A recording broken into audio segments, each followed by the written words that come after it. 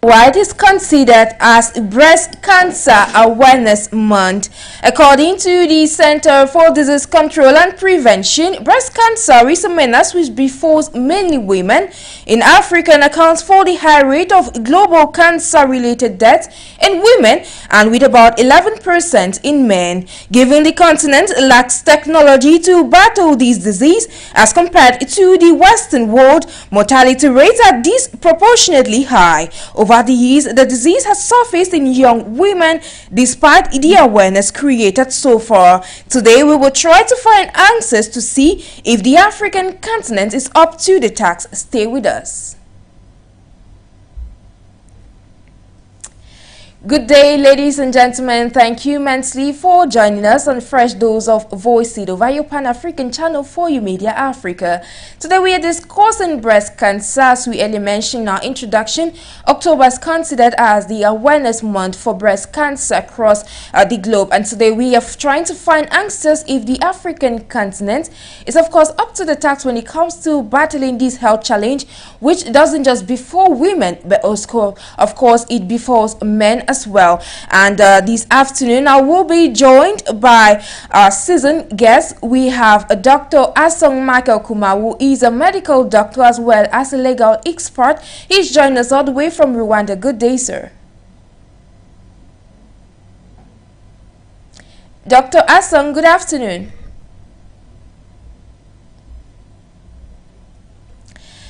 Just shortly, we shall be getting information from Dr. ASONG. Time I equally welcome ABBEYTAKOR ATONG. He is a medic in training, a global youth ambassador, as well as an SCG coordinator. Good day to you, Mac. Good day, Sharon. Thank you for having me in your program. I'm really delighted to join you again. Thank you. If we have Dr. ASONG with us, I would like to welcome you to the program, sir. Thank you, Sharon. Thanks for the invitation.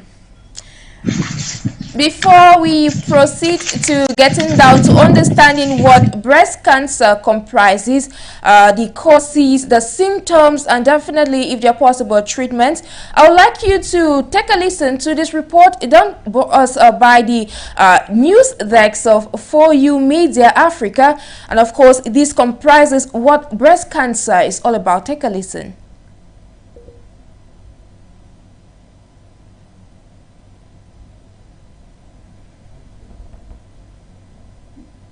Health burden in sub-Saharan Africa as it accounts for high rates of global cancer-related deaths in women. Although the disease incidence in Africa seems lower, mortality rates are disproportionately high in comparison to high-income countries. Doctors say breast cancer occurs when breast cells begin to grow abnormally. These cells divide more rapidly than healthy cells do and continue to accumulate, forming a lump or mass. While the records of cancer linked to gene mutations pass through generations of a family. Statistics illustrate in Africa, breast cancer is responsible for 28% of all cancers, 20% all cancer deaths in women, and about 11% in male. Incidence rates are still generally low in Africa, estimated by 35 per 100,000 women in most countries, as compared to over 90 to 120 per 100,000 in Europe or North America.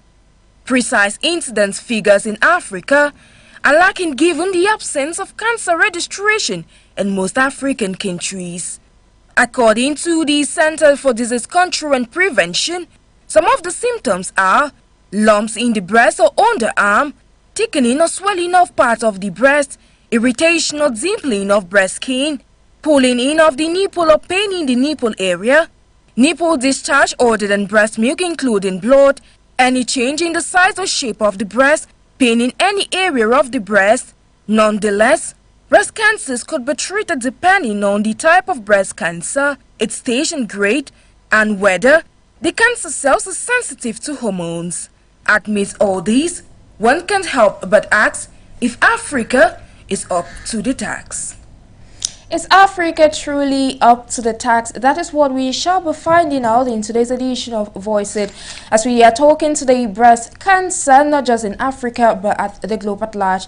And having listened to that report, the first question I'll be asking this afternoon is directed to you, Dr. ASONG. Having listened to that, could you give us a brief understanding of what breast cancer is all about?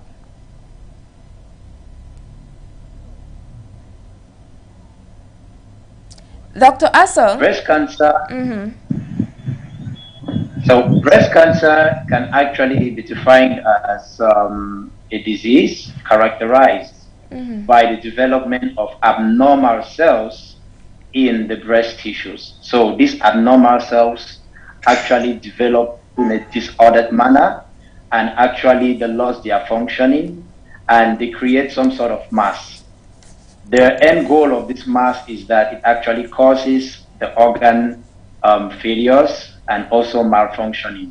And this will lead to the spread of these tissues to other organs that can actually cause the death of the woman in question. Like it can go to the lungs.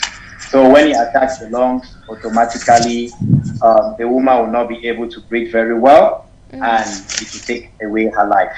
It can also cause anemia and other very painful symptoms. So that's what breast cancer is all about. It's worth mentioning that breast cancer is not only a public health issue, that is actually an issue or a health condition that is being localized to a particular population or a particular country. But breast cancer is a global health issue because it touches so many countries and it is worldwide.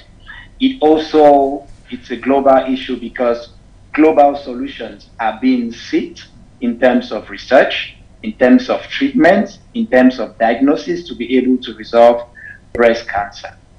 So that is the reason why it's important for us to have the different statistics in Africa to be able to see how we'll combat this disease that actually violates the right to health of the woman. And it is worth mentioning that the right of the health of the woman, it's a priority. That is why we have international conventions for the elimination of all forms of discrimination against women. And in its Article 10 and 14, there is a precise consideration and a precise policy and mechanisms that has to be put forth by states to be able to inform, educate, and protect the health of women. Moreover, it goes in line with also the African Charter of Human Rights and the rights of people relative to the rights of women. And it also provides of 2002 and it also 2003, sorry, and it provides for the protection of the health of women. So the analysis that we are making today concerning breast cancer is that it's a serious global health issue and it actually affects the right of health of women who today are in some way or the other being neglected in our African societies because our African societies are more patriarchal, and more to that, they don't put a lot of emphasis on the protection of the rights of women. So it is worth for us mentioning that breast cancer is a violation of the right of health of women. And that is why we are here today, to say that it is a global crisis, to say that it is a real issue, and that we have to take it into serious consideration, work hand in hand to resolve the issue. So everything you've said about the statistics, the incidence, the prevalence of breast cancer in Africa is quite true. It is worth mentioning that in the world today, in 2020, the World Health Organization mentioned that over 685,000 women died of breast cancer. And Africa alone contributed to about 85,000 deaths. It is also worth mentioning that the survival rates in Africa are very low. They are lower than 30%. Whereas in developed countries, they are above 60%. So these are the issues that we have in our African societies. We have lack of information and statistics actually documenting breast cancer. You will not imagine that out of the 47 sub-Saharan countries, only 20 African countries had registries to document breast cancer. So we are left with the question to even know if the statistics we are having about breast cancer are really true. Because if there is no registry, how do we trace the morbidity and the mortality rate which are associated with breast cancer? So more to that, we have our population, or we have women who are not, the government has not put in place mechanisms to educate the women. So you realize that most women come to the hospital at a very, very advanced stage. And notwithstanding, we don't have the adequate health infrastructure to be able to manage this breast cancer. We take into considering the fact that we don't even produce drugs, hormonal drugs, hormonotherapy drugs for breast cancer. We only have one radiotherapy machine in Cameroon and in the whole of Central Africa, because patients live from Chad, from Gabon, from Central African Republic, from Equatorial Guinea to come and get treated through radiotherapy in Cameroon, which is one of the type of therapies which are being used. More to that, we have a community which is quite poor, and due to the fact that women don't constitute part of the majority of those working, it actually creates some sort of economic dependence, economic economic hindrance on the women who are not able to access healthcare due to the cost of healthcare. So we have to know that the cost of actually treating cancers and breast cancers is actually high. It is true that the state of Cameroon is doing its best to subsidize the treatment for breast cancers, but that is not enough. When we go further, we'll realize that enough sensitization is not being carried out towards the population to educate the women on how they can personally screen and know the different symptoms of breast cancer, and even carry out an auto palpation of their breast to know if there is an issue and report immediately to the hospital. So when we look at all of these things, we realize that we have to work harder, and we have to work hand in hand to be able to resolve this global health issue, which is breast cancer in Africa. Very detailed introduction there, Doc. Okay, to proceed with you, Mr. Atong, the question I would like to ask you is, having heard to what Dr. Asong said on giving a brief introduction of what breast cancer is all about, in your opinion, what are some of the causes of this health challenge that many people are facing around the world?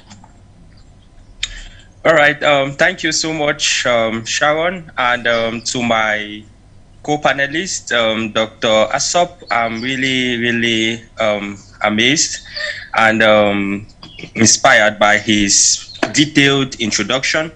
Now, some of the causes, generally, like he said, breast cancer basically is uncontrolled proliferation of the breast cells, which sometimes metastasize through the breast to lymph nodes, and of course it begins with cells in the milk producing ducts, such as invasive ductal carcinomas, or at the level of the lobes, such as invasive lobular carcinomas. And well, some of the factors also can arise with respect to our interaction with the environment, our lifestyle. There are persons who, live extravagantly in the way that they do carry out their activities. So with respect to that, it also influences their risks of getting cancer as well. And also being a female also predisposes you to being to having cancer. And I want to note here that Males also have breast cancer, but it's more common in women than in males. So being a female, of course, predisposes you to breast cancer. Also, your age, increasing age, also predisposes you to breast cancer. Obesity also predisposes you, and past medical history of breast cancer. If a biopsy of breast cancer has been done and it signal that you have say some lumps growing, a benign, and it's not say for example a stage 1 cancer, and it's not attended to immediately, it then results to further development, and it can go to the irreversible stage. So those are some of the causes that I can put together. Okay, thank you so much for that. I believe that someone at home might actually get to know what could be the causes and definitely get to the hospital as soon as possible. But then I would like to come back to you, Dr. ASONG. Having listened to what Mr. ATONG said, is there any first symptom that any lady or any man watching this program at the moment should actually watch out for when it comes to detecting breast cancer at a very early stage? Okay, thank you, Sharon, for that question. As a matter of fact, when it comes to screening breast cancer, we usually make use of radiological examinations. So you have mammography, you have echographies, but most of the time, according to world and health standards, it is being used more for those who are above 50 years. Because as earlier said, my co-panelists, that age is one of the factors, or the factors which actually expose women or men, which is very low in men, breast cancers, to a breast cancer. So most of the time, that is what is used, a mammography. But then we have to consider the fact that we are in a developing world, and in developing world we lack a lot of resources. So it therefore means that to have every woman do a mammography will be quite costly, because we will not have the means to be able to provide that service for all women. So nevertheless, the strategy which has been put forth is that of carrying out an auto screening by the woman. So an auto screening will actually comprise of the woman actually considering certain symptoms that can actually evoke breast cancer. So what are these symptoms? So you can have an impression that your breast is swollen. So your breast will increase in volume, like it will not be normal as the way it used to be. Secondly, the breast skin can change in texture. So it can become hard, it can look like the skin of an orange. So that is another symptom which the woman can notice. Another symptom is that the skin can change color. Usually the skin has a normal color, but then when there is a breast cancer, you can have some sort of a reddish skin. We call it erythema. So it actually means that there is an issue with the breast. Another symptom is that the woman can realize that she is seeing some sort of secretions coming out from her breast.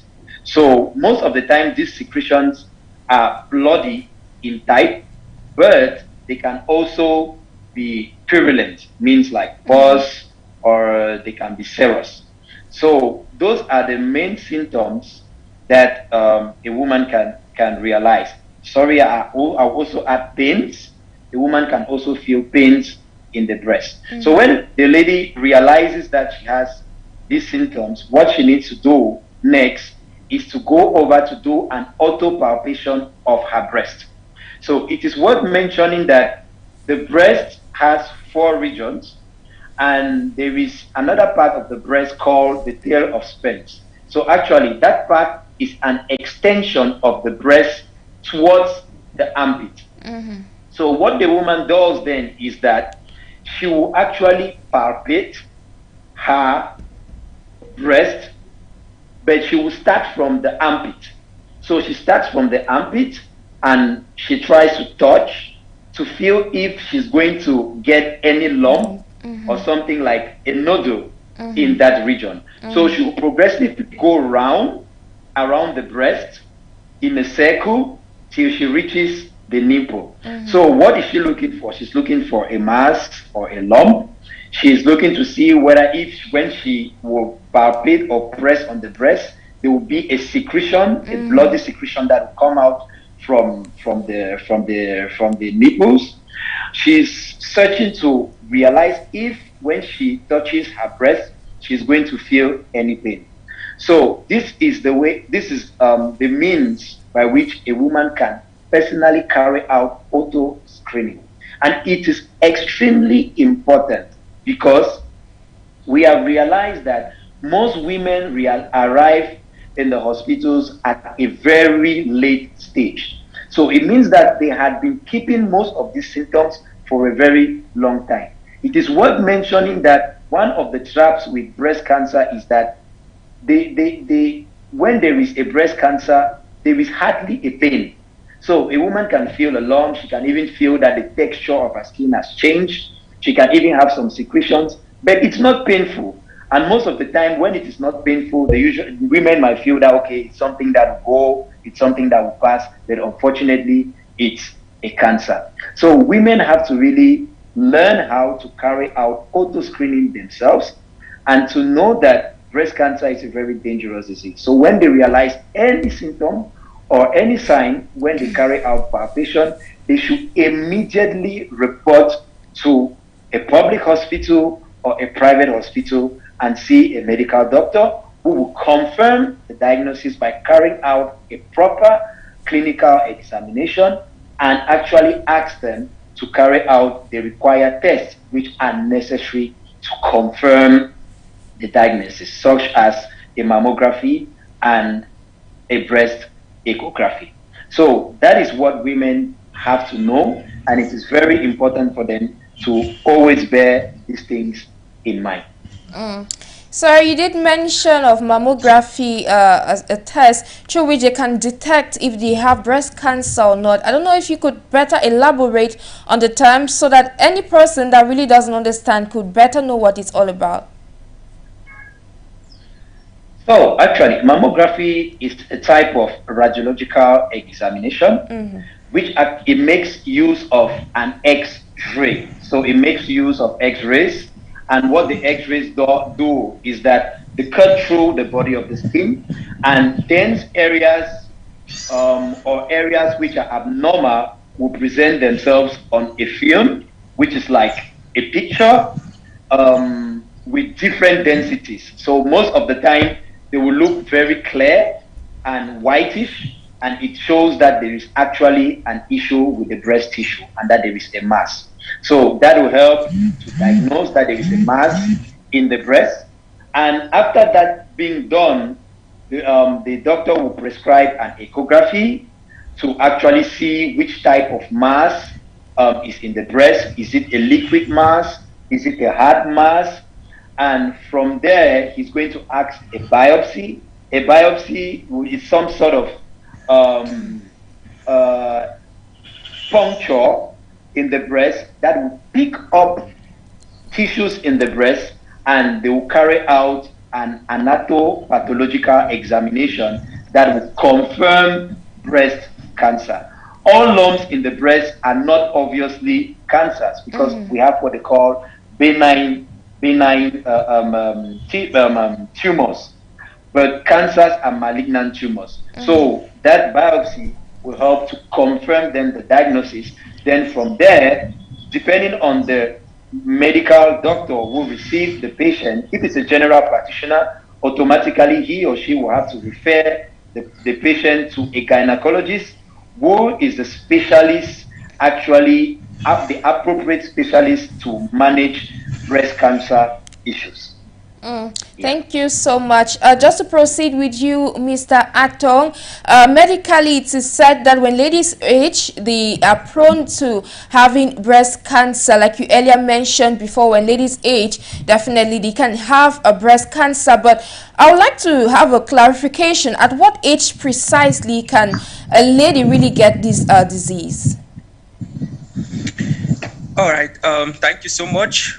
Basically, it's very, very common with women aged between 35 to 35 and above. Yeah, though some cases still that presents at the level of the hospital. We see some women, some young ladies, 22, 20. 25 still present, though they are very, very rare, very few. But most cases, like I said, 35, but you mostly see them between 45 and above. So that is also a factor. And well, I will just also extend by saying that with respect to the diagnosis, there is really a barrier with respect to the diagnosis of breast cancer, given the stigma that the breast cancer poses. You know, when a young lady, imagine a young lady of 28 has reports to a friend that she has breast cancer, imagine the stigma. So she'll be like, oh, so small that you go die. So that is what usually happens. And when they have that at a very, very tender age, say a lump on their breast, they tend to hide it. And as my co-panelist, the doctor said, they tend to keep, because of that stigma, they tend to hide that lump rather than reporting it to their doctor. So it progresses from stage 1, and when it gets to a very critical stage, following the TNM system, the stage of classification of cancer, it gets to the 4th stage, which is one of the most critical stages. It becomes really too late. So this also is very important for our public health experts and even our doctors to really work to see to it that barrier with respect to the diagnosis and the free expression of the fact that you have cancer should be ruled out. Yeah, I think if that is done, and also like my co-panelists also mentioned, most women are really, really economically down. Some of them will not really have the finances to go do radiologic examinations like mammography, ultrasound, and the rest. So most of them are also hindered in that aspect. And some of them feel that, okay, when I go to the hospital and the doctor will examine, he may tell me what I don't want to hear. So instead of them going to the hospital to check, they will just, to examine their breast, they will just sit back and say, no, everything is well, it is well, God will take control, in quote. And they end up facing really great challenges. So that stigma, that barrier really needs to be ruled out if we are to ensure that proper diagnosis of breast cancer is concerned. It should not be a stigma like I'll still go back to what my co-panelist said, because he has really spoken elaborately. He said it's a global crisis. It's not something that only affects the less developed world. It affects even the developed world. As a matter of fact, after lung cancer, what affects the cancer that affects most is breast cancer. So it should be approached in that way. Women should not be stigmatized when they see themselves having breast cancer. Yeah, you cited a lot of points, but then I want to come back to what you said. You said the ladies, so to say, between 22 and above are sometimes detected of breast cancer. What do you think account for this?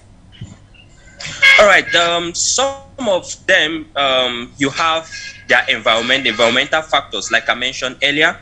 Environmental factors account for this to a greater majority.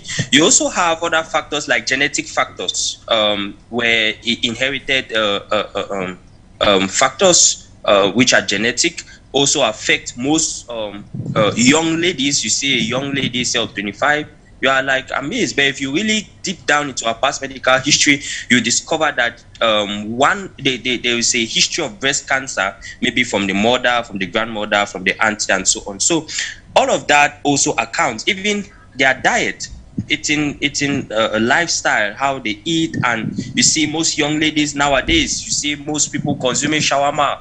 I'm not really downgrading on the business of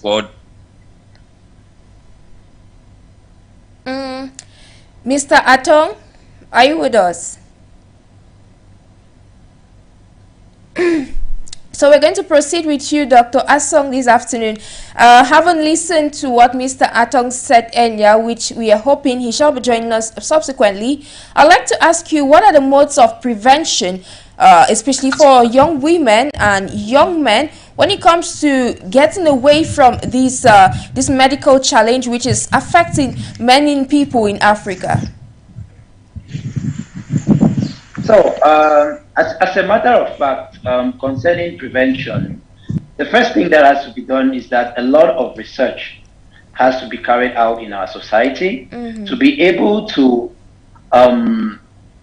evidence determinants and indicators that actually expose to breast cancer. So when we talk about determinants, determinants are all those conditions that actually cause a health condition or make people to be better. So most of these determinants, we have to cite them. They are the economic context.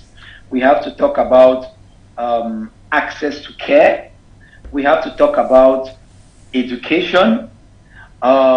We also have to talk about the different policies which are being put in place to actually fight against breast cancer. So when we look at these different determinants, when we look at these different mechanisms, from there we can know how we can actually prevent breast cancers. So the first thing we have to take into consideration is that when it comes to preventing breast cancer, after having the different statistics, that is knowing how many people are being detected of breast cancer each year, the mortality rate, the cause, the time of arrival at hospital, all those things will help us to know how to educate the women. Because as I earlier on said, one of the issues we are having is that most of the women come to the hospital late. So it means that screening is not properly done on time. And if screening is not done on time, mechanisms will have to be put in place to be able to help women be able to screen breast cancer early enough. So it starts by education, actually trying to educate the woman or the girl child to have more knowledge about breast cancers and how they can diagnose symptoms or realize symptoms of breast cancers, and that they should report immediately to the hospital. Now, the next thing is that they are environmental determinants. So when we talk about environmental determinants, we talk about all those conditions in the environment that expose to diseases. So we'll talk about pollution, we'll talk about feeding habits and the type of food we take. We'll talk about also the impact of disasters on the health of women. So when we take into consideration pollution, we'll talk about smoke, not only smoke from industries, but also smoke that comes from women who actually use firesides in the villages. We talk about also women who smoke.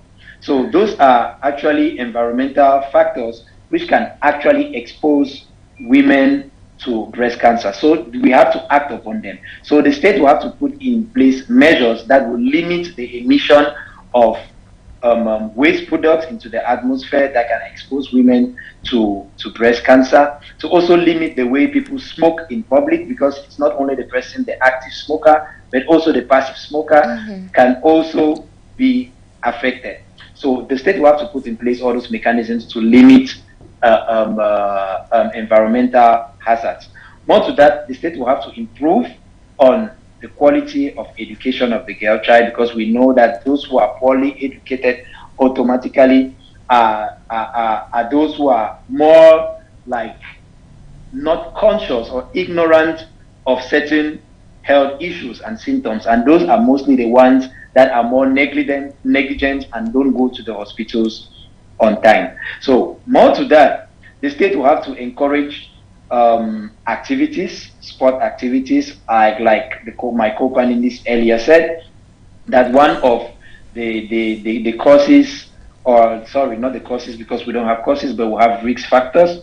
And one of the risk factors is actually sedentary lifestyle. So even feeding methods will have to be ameliorated. So we have to go towards more organic type of food instead of inorganic.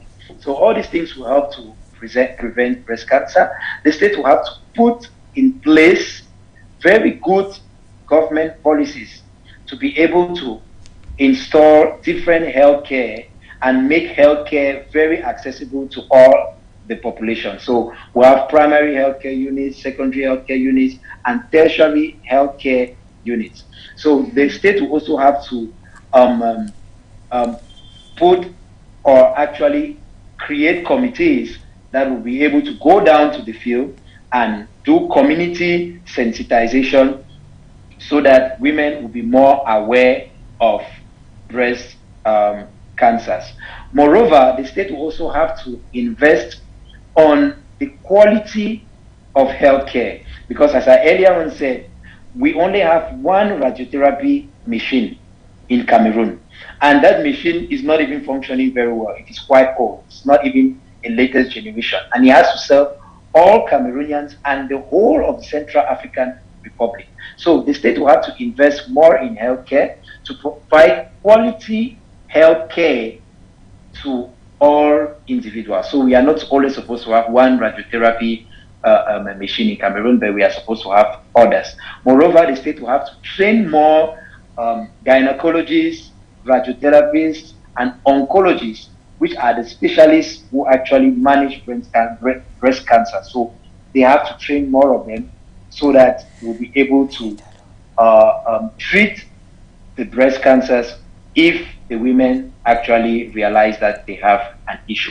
So these are all the methods that will have to be put in place by the state: educating, putting in place good health policies, working on the different determinants, and also creating a good healthcare system that will be able to manage diseases. As I earlier on said, survival rates for breast cancers are lower than 30% in Africa, whereas in developed countries, the survival rates are above 60, 70%. So as my co-panelist said, in developing countries, breast cancer is not a fatality per se, because they have the means and they have the they have put in place adequate services to be able to diagnose fast and to treat quick. And even those at a quite advanced stage can benefit from very good treatments and actually prolong their lives, which is one of the aim of global health: equity, quality, and prolonging the life of people in general. Thank you. Okay, but so I'm a little bit curious. I would like to find out, for how long can someone stay with breast cancer without actually knowing? Well, it all depends on how the breast cancer develops. So they are actually, cancers in general are actually chronic diseases. So somebody can keep a cancer maybe even for a year or two. But that depends on the type of cancer. That depends on the location also of the breast cancer. But as I earlier on said, the issue is that most women don't feel pains. So since they don't feel pains, automatically they don't feel the need to come to the hospital. We have seen situations, very dramatic situations in our hospitals, where a woman will arrive in the hospital with a breast that is completely rotten, a very large ulcer, and a very big mass which is completely rotten. So sometimes you ask yourself, but how can you stay home with such a thing. So they'll tell you, no, the thought is going to go. Might be they went for prayers, might be they went for traditional doctors. And that is also one of the issues we are facing, because our population don't trust the healthcare system. And that is something that the government will have to work a lot on it to help the population get closer to their health professionals, and also make the health professionals go towards the population, so that there should be some sort of dynamics between the two, and that will actually help to prevent diseases. So concerning how long a woman can stay with breast cancer, it all depends on the type, and it can even go for years, and it can even be as less as months. All depends. Yeah. Yeah, so you're equally a legal expert. Earlier on, you cited that breast cancer consequences are a violation of women's rights, and specifically their right to health. Could you elaborate a little bit on that? So actually, when it concerns the right to health, the right to health is first of all recognized as a human right. So a human right is actually a right or a privilege which is inherent to all human beings and cannot be alienated. So it means that every human being is born with this right. So we are all born with the right to health. So in the case of women, we have to understand that more emphasis has been made on the right to health on women, due to the fact that women have been discriminated upon in the society, they have been marginalized, and actually their status have made it difficult for them to have the right to health. So the right to health will entail access to health care, will entail access to the right of education in healthcare concerning diseases that are related to the women. It will have to do with the right of the woman to be able to make her choice of what she wants for herself, for her body, concerning contraception. It also has to do with the choice of the woman to go to a particular doctor for her treatment. You won't imagine that in certain African countries today, some married men believe that women are only supposed to be consulted by female medical doctors. And we see that mostly in the Islamic context. I've experienced so many cases where people had to, or men had to send their women for consultation in Cameroon from Chad.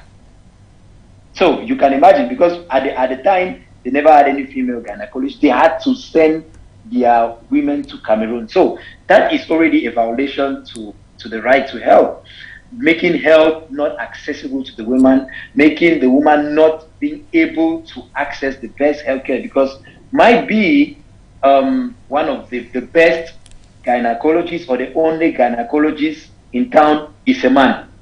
But because you don't want the woman to be consulted by a man, you were forced to send the woman to a general practitioner who has little knowledge about gynecological related diseases. So we clearly realize that these are the different elements that form the right to health of a woman, and they are being expressed in the Convention for the Elimination of All Discrimination Against Women of 1979, which clearly states that women should have access to healthcare facilities, because that is one of the issues, because women don't have access to these healthcare facilities. Another thing is that the healthcare facilities are not appropriate enough to take care of the health-related issues that women encounter every day. For example, I just told you that to diagnose a breast cancer, you need mammography, but you realize that X-rays are only in cities, whereas they are supposed to also be in the different districts or different regions and departments or subdivisions in a country. So these things are being expressed in international law, and the international conventions place a special privilege upon women, and their rights really have to be protected. So not only the UN organizations have to play their role, for example, the World Health Organization, but countries too individually have to play their role in ensuring proper health care to women, in ensuring and protecting the right to health for women. We have to also mention that the conventions, international conventions, which are related to the right to health care for women, are not actually being respected by most of our African countries because they don't give priority to the right of the right to health care of women. So our states will really have to take an important step in protecting this right. And considering the fact that breast cancer is a global health issue, and actually not only due to the fact that it violates this right, it also can cause death. So death, the right to life, is another human right. So you see that the right to health can lead to a violation of the right to life. It means that the woman can lose her life, she can die. It also leads to a violation of the quality of life of the woman, because a woman who is sick, of course, will not be able to participate in the development of a country. So automatically, the African continent as a whole, through the African Union will have to work together hand in hand in order to bring member states to recognize and to put forth their obligations in protecting the right of health for women. So we have to note that in the African context, we have the African Charter for Human Rights and the Rights of People relative to the rights of women. So we have a charter that actually seeks to implement that right to health in our African context, amongst other rights which are being attributed to the woman. But the right to health is one of the most important. And they have actually prone through this, or encouraged through these conventions, access to healthcare, education in healthcare, equity in healthcare, and quality. Okay, Doc, earlier on, Mr. Atong, he cited that there's this stigma attached to breast cancer. Now we find ourselves in an era where the young generation barely go to the hospital when it comes to checking their status, of course, knowing their status. Now, if you had to give a message out there to this young generation, given you are a medical doctor in the field, you know what's on ground, what would that be? Well, the advice I can give to our young people is that breast cancer, and to our young women, is breast cancer is not a fatality. Breast cancer can be treated, breast cancer can be cured. But that entails your participation as a woman, your participation as a citizen in diagnosing and screening breast cancer early enough so that healthcare practitioners can be able to take the appropriate measures and medical treatments to be able to squash and treat breast cancer. We have to know that the woman has a special place in the society, and that without the participation of the woman, automatically we can have a developed society in Africa.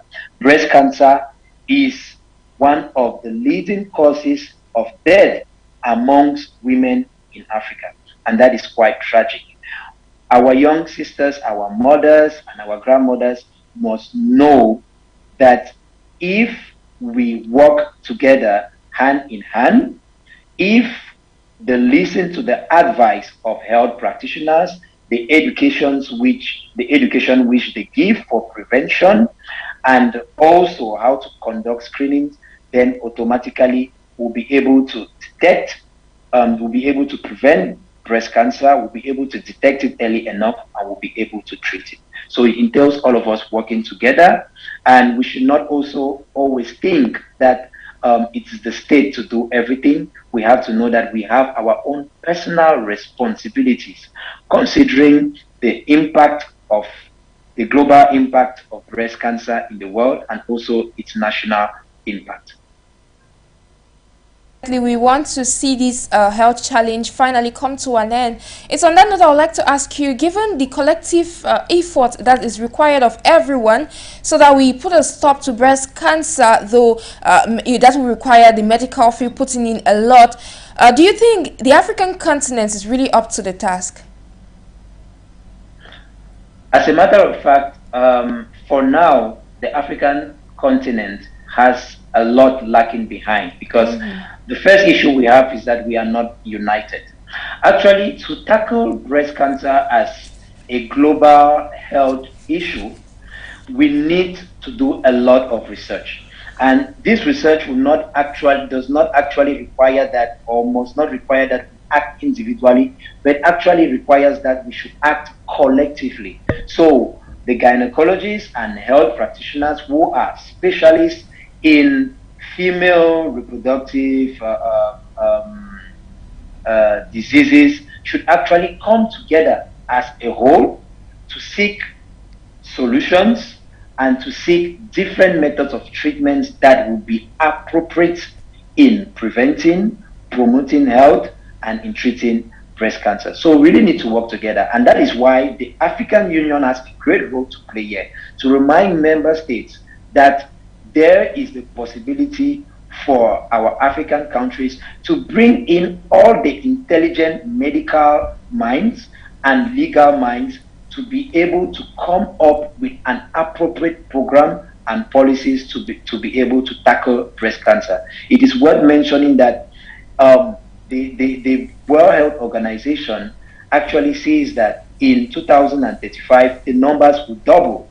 So it's a real issue, and the manner in which we take the issue now would actually permit us to be able to resolve future complications and global impact. And that is why we have to work a lot together, doing a lot of research and coming up with appropriate preventive mechanisms that will encourage women to do what is correct so that they are not exposed to breast cancer. And even if they happen to have breast cancer, they should be able to diagnose it early enough so that the health practitioners will find it easy to treat them. Very, very interesting conclusion there.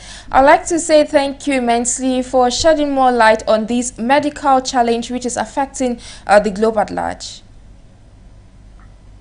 Thank you very much, Sharon, and good day to our viewers.